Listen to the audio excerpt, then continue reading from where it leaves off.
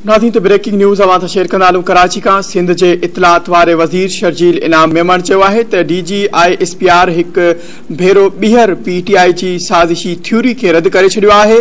जारी कल बयान में शर्जील मेमण तो एजेंसियों की जांच का DGISPR बयान जारी किया है। हुन तो इदारा PTI की गलत बयानी के किएं दुरुस्त कंदा। शर्जील इनाम मेमण तो PTI के पैंजी गलत बयान ते इदारन के निशानू न बनाएं घुर्जे। सूबाई वजीर शर्जील इनाम मेमण तो PTI की हुकूमत बाहरी साजिशुन के करे न पर पैंजी नाअहली सबब वही। खबर के हवाले से नाज़रीन अवां के एक ॿीहर आगाह कंदालूं या ब्रेकिंग न्यूज़ अवां सां शेयर कंदालूं तो सिंध के इतलात वारे वज़ीर शर्जील इनाम मेमण है तो DGISPR एक भेरो बीहर PTI की साजिशी थ्योरी के रद्द करे छड़ियो है।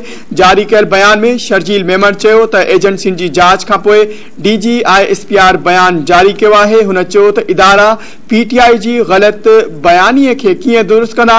शर्जील इनाम मेमण तो PTI के पैंजी गलत बयान ते इदारन के निशानो न बनाएं घुर्जे।